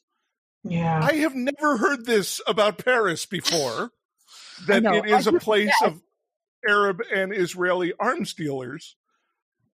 But again, I was not paying attention in 1994 of the big picture that is the world. I feel like at the time, or like now too, this is another one of those things that wouldn't super fly in a book. No, not at all. No. Mm-hmm. He wandered into sections of New York he had never been to before, parts where it was easy to buy a knife in the back, as it was to buy a handful of drugs. That's very noir. That's not really problematic. I just thought it was interesting. Yeah. Then let's move on to the season of passage, where we again talk about the writing of the book, but here it's about Pikeisms and the best and worst writing. And I have two Pikeisms right off the bat that we haven't already talked about. Maybe we can go to McDonald's afterwards. Yes. That Mr. White, Dr. White promises to Ilanka after her tests, because McDonald's is apparently the height of foodism in Pike's world. I wonder if Pike gets paid for, what is it called? Bad placement? No, he's not always positive about McDonald's. They just go there. Because she was like, "Oh no, I didn't want to tell him I wasn't eating junk food." Oh anymore. yeah, right. He can buy me McDonald's if he wants. Yeah, seriously, I'm hungry. And then compared to Miss Suntan Barbie out in the real world, that feels very akin to the California worship and the pretty dumb girls who go to California in his That's stories. That's a really good thing, because I that you said that I never noticed that until now reading these, that he mentions California and like blonde girls and suntans and like shining bones and teeth and just, so many weird things. Yeah. That's like, why? Like here's a part of a description of Kathy, I believe. Her long hair was so blonde, her ancestors must have migrated from the beaches of California. Is that the most, like, I don't, Pike hasn't gotten around maybe much by this time, and California must have been like the epitome of like. Well, we did talk about how he was told by his publishers that the books with the pretty blonde protagonist are the best sellers, and he was actively rebelling against that. So it's possible that all these references to the pretty blonde Californian are specifically to rebel. Yeah. But it is really interesting how it keeps coming up. Yeah. Okay, so let's talk about best and worst writing. Believe it or not, with all my complaints, I don't have anything in the worst writing category. He definitely doesn't have any of his ridiculous cringe shit in this one. Yeah. It was just the longer stories I didn't dig. So, there's that. Does anyone have anything in the worst writing category? Or shall we move on to the best writing? I only got the goods. Okay. Well, bring us some goods then. I would love to. Okay, so this is like such a positive little portion, and this is Kevin talking to Ilanka, I believe, after they did not have sex. I think that's where this is. So he's talking. He says, "It's amazing, isn't it? The power of nature. I sometimes feel sorry for myself that my life should be cut short. Then I look out over the sea and think, this world is over 4 billion years old. The life of a man or a woman who lives to 100 is just a flash of lightning compared to that time scale. Then I don't feel so bad. I feel honored that I got to come here at all."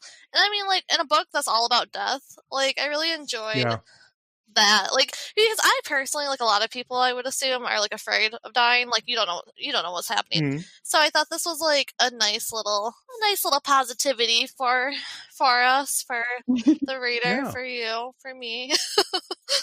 And there is a lot of that, especially in the second half of the book. A lot of philosophical insight that is almost surprising when you stumble upon it in there. Mm-hmm. There's a line where she says she knew the seeds of the moment were capable of becoming the fruit of tomorrow, and that's lovely. I did find not necessarily a bad writing, but a questionable comment.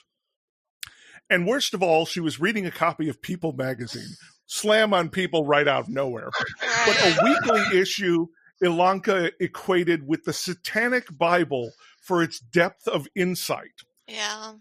Now, I'm not going to come out here and defend the Satanic Bible, but I will say probably deeper than People magazine. Yeah, for sure. I wonder, that almost felt personal. I wonder if they said something about him. I wonder too. Yeah. That felt like a real dig. I was like, did they like have a profile on you, or did they slam one of your books? Because like that was a lot. Like boom. Fuck you, People magazine. No, he was probably in the crossword puzzle in a derogatory fashion. That's what it was. Or he was in the crossword puzzle, but it wasn't him. It was the other Christopher Pike. Starship Captain Christopher Pike. The one that everyone thinks we're talking about, in fact. I mean, that's where he took the name from, so kind of. That is what he took the name from, yeah. So I don't have a lot of my own things highlighted. No, we decided last time. No, it is highlighted. We've gone there, yeah. We got this. Okay. So I don't have my own things highlighted in here other than that one part, but I just wanted to make a mention for this episode that this was a used book I bought off of eBay or maybe Thrift Books. I don't remember. Okay. But every single time somebody says bitch, breasts, virginity, orgasm, or sex, whoever owned this before decided to highlight those words. Whoa. Yeah. Oh. So on page 50, breasts, virginity, orgasm. And then page 51, sex. And it's just like, I guess they took something different from this book than maybe I did. Oh my gosh. Or they were very excited by that. Yeah, maybe. It's funny, yeah. I have so many like sexual things highlighted, and I was like, if I get rid of this book, like people are gonna be like, "What the hell is wrong with the last person?" Oh my gosh. I love that. I've been making Rich read the books.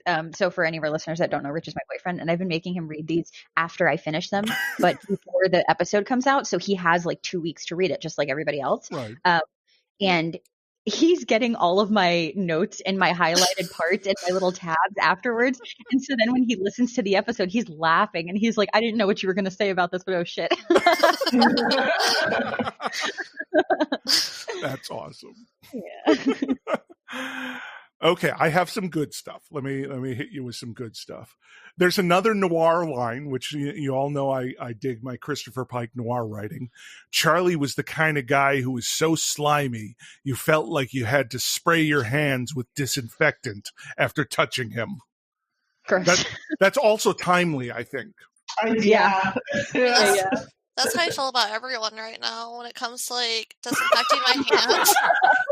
I'm constantly washing my hands right now. So Yeah, everyone is Charlie. relatable. This I really liked. This was about Kevin was the painter, correct? Mm-hmm. Yes, he was. Yes, Yeah. okay. There was one painting of his, a blue star set in a misty starfield, that caught her attention. It had done so in the past as well, the few times she had come to his room, and it was odd because it was the simplest of his works, and yet it filled her with what? She wasn't even sure what the emotion was. Hope, maybe? The star shone so enchantingly blue, as if he had painted it not with oil, but with light itself. I like that a lot. I liked it too. When I was reading that, I thought it was supposed to be like shone, like shone, like past tense of shined or shine. And then it said shone, like spelled like he's shown a movie or something.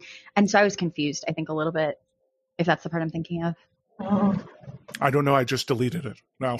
That's what I do when I've read something. It's gone. It's not like any of us have a book nearby. No problem. Okay. This, I assume we have a few Buffy the Vampire Slayer fans here. Yeah. Okay. So this really made me think of the episode, The Body.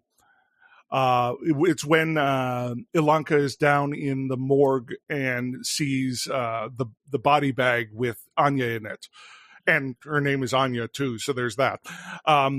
Body, that's what she was now. Not a person, not a young woman with hopes and dreams, but a dead body. And that made me think of the moment in The Body when Buffy realizes her mother is the body. I wasn't ready for these feelings right now. Why? I know, it's a tough episode. It is. But yeah, I definitely see the comparison there with those two things. And it's I think it's cool too, the way that it's kind of a universal thing. Maybe when you see that, it's kind of just, wow, like this is just this.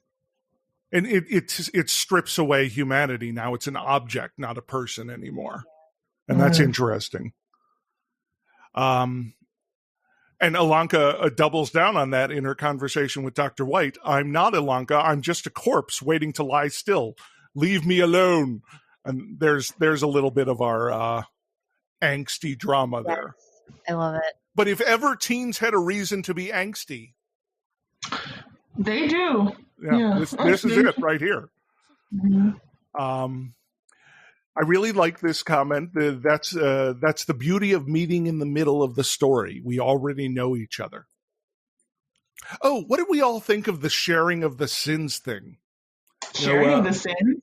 Yeah, when Spencer has told his final story to Ilanka and she talks about how we will go in judgment together.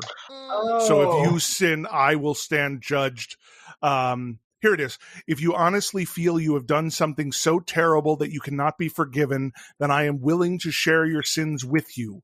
When we die, if we should have to stand before God and be judged, then I will tell him I am as much to blame as you, and that half your punishment should be portioned out to me. Isn't that kind of like Jesus? Yeah, I think so. Because, that's exactly what the whole point of Jesus is. Like, he's supposed to, from my understanding, he's supposed to like basically be your lawyer when Judgment Day comes, and like, basically say, well, I'm supposed to take their sins for them in that way. So I don't know. It kind of went back to that thing of this blending of all of these different religious themes and stuff like that. And I feel like, just because he's in the Western world, probably Christianity was the one that probably he leaned into that one the most because it's the most accessible for us over here. From his writing, I really feel like there is at least some Christian history in him. Yeah. I think so too. As a former Catholic, I can recognize that shit in people. Yeah. Yeah. In that moment, Ilanka both found and lost something precious, a friend more dear than all the gems in the wide world, found because she had loved him that first sight, and lost because he was obviously a patient and was presumably going to die. Their relationship is not the best, but that is a good line. Okay, shall we move into last act and talk about our final thoughts and ratings? Since you are the guest, Jessica, if you would like to go first, you can give this book a rating of 1 to 5 pikes. And as we all have done in the past, you can jam something onto one of those pikes if you want to give it a half star or a little extra oomph. Yes. So, man, once again, I did like the book. It's on second read. I liked it. I think I would probably give it a 2.5, 2.5 out of 5, because I mean, even though I like the themes that are going on in here, and I like the, I don't know, I liked a lot of things in here, but for me as a reader, one, I didn't like the feeling of being tricked by the cover, and that still carries over from like my teen years. And by the back, the back blurb definitely implies there's some mysterious monster coming for them. Right, exactly, and once again, that is the thing that the publishers did, but they did him a disservice by doing that, and they did the story a disservice. And then also, I just think that even if it was supposed to be about these teenagers who are dealing with this horrible thing, I still wanted more in terms of tension and in terms of drama and in terms of like, I wanted it to be more interesting. Even as a love story, it was kind of like, it fell flat for me. So I think 2.5 because I like the theology and stuff, but the rest of it, I think, 2.5. Okay, Becca, what do you got? I'm probably gonna go with either 2 or 2.5 pikes because I liked the idea of the book. I like the idea of a group of kids coming together, having their meeting, and telling stories.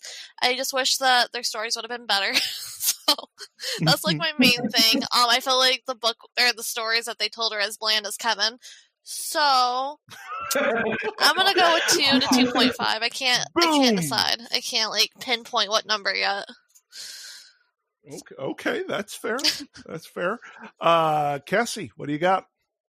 So I'm gonna just be a bandwagoner, and I'm gonna go with 2, but also add half of a bisected magician assistant in there. Ooh. So technically. So I, like everybody else says, basically, I really wish that there had been more, because like, obviously I really love horror and gory stuff, but I can also read books that don't have that and still enjoy them. But this one just didn't hit it home for me in any genre. I liked that there were so many different things. I understood it. I liked the story and some of the characters, but overall it was just kind of lackluster to me, I think. And especially in comparison to some of his others, which are just such heavy hitters and so like powerful and memorable, this one just felt a lot softer. And it's not my preference for the books that I'm reading to be soft. So two Pikes and one bisected assistant. Every time you say bisected, I hear bisexual first, I don't know. which says more about me than anything else. See, I'm conflicted because with all the 2.5s and maybe a 2 Possibly. from Becca, I'm so like, should I give it a slightly more or should I give it less? I don't know. What do you know feel in what? your bones, I'm gonna buck the trend because I think I liked the rest of the book more than y'all. I'm gonna give it 3. Okay.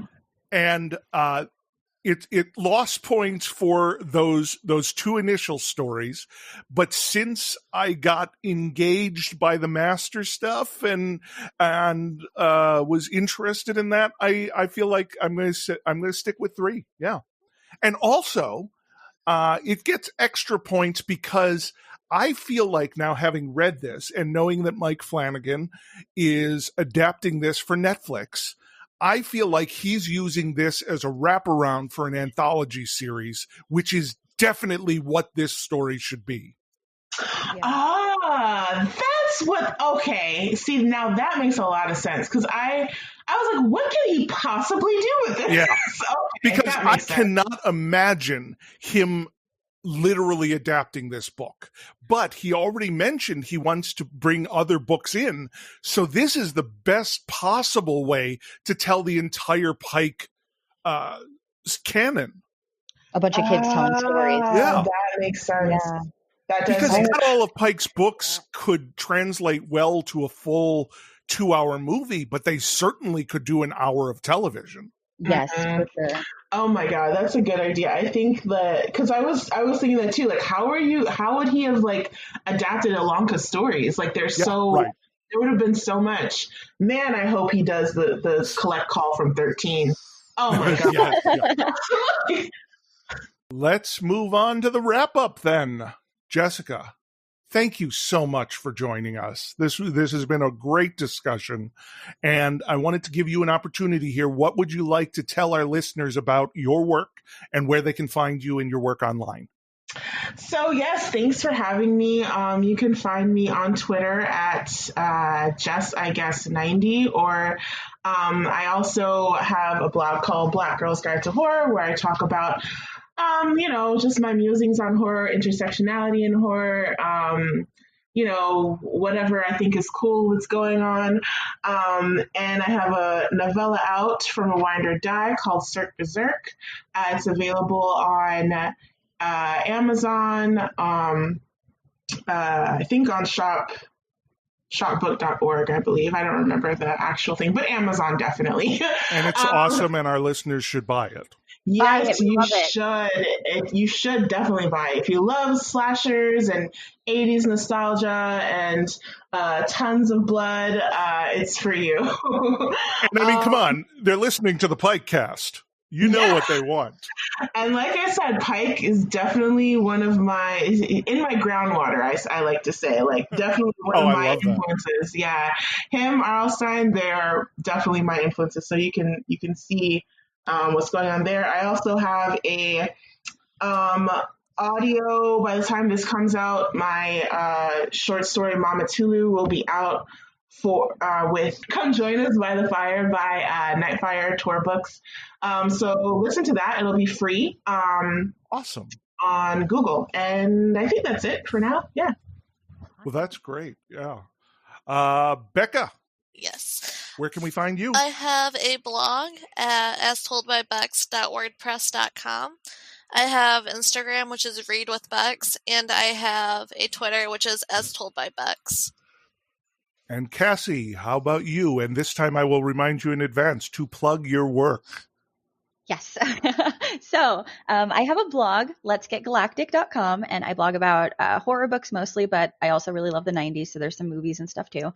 I also am on Instagram and Twitter. Instagram, I am at Reading in a Prism, so ReadingInAPrism. PRISM. And then my Twitter is Control-Alt-Cassie. So like Control-Alt on your keyboard and then my name. And if you think you're already following Cassie, follow her again because she Yes. lost all her followers because Instagram's being a bitch. Yeah, Instagram deactivated my account, which had over 5,000 followers, and I'd been working on it for 3 years over. So it's been a bit of a situation for me to have to start over. But I mean, there's a lot of silver lining. I get to reshare and retalk about all the same books I had already loved before. So there's that. So yeah, please do follow me on Instagram if you like books, because I would appreciate it. And then aside from that stuff, I do make art, and I have an art shop, and it is on Etsy. It's etsy.com/shop/Let's Get Galactic Art. And I've actually recently released a horror author's coloring book that you can buy in the shop. And I have pre-orders available for my new witchy planner for 2021. So go check it out. Yay! Is that good? Yay, well done, Cassie. Well done. Well promoted. You can find me at coopersbeckett.com. I'm on all this major social media at Cooper S. Beckett. As this is coming out at the very beginning of November, if you follow me on Twitter, you will likely see endless panic tweeting about the election and very political stuff. So, be warned. My audiobook of Osgood is Gone, the first of my horror novels about a queer ghost hunter, should be coming out. I have my fingers crossed by the time this episode is released. So check that out, please. Yay. Now, Cassie, tell us about the show. I would love to. So the show is available to follow on all social media networks, and it's very easy for you guys. You can follow us at the PikeCast, which is just our name. You can find us on Twitter, on Facebook, on Instagram. We also have a TikTok, I think, but we don't really use that. So maybe you want to cut this part that I mentioned out. We also they can follow it. There's just nothing. Yeah. Follow it. There might be eventually, so you never know. That's true. Get in on the ground floor of our TikTok. Yes. Okay. We also have a Goodreads group, which we would love if you guys joined. We talk about the books there. You can introduce yourselves. It's called Read with the PikeCast, so you can just search it in there on Goodreads groups.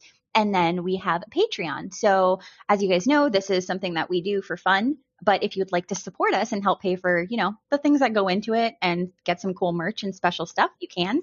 Just check out the PikeCast on Patreon, and all the links for everything are on our website.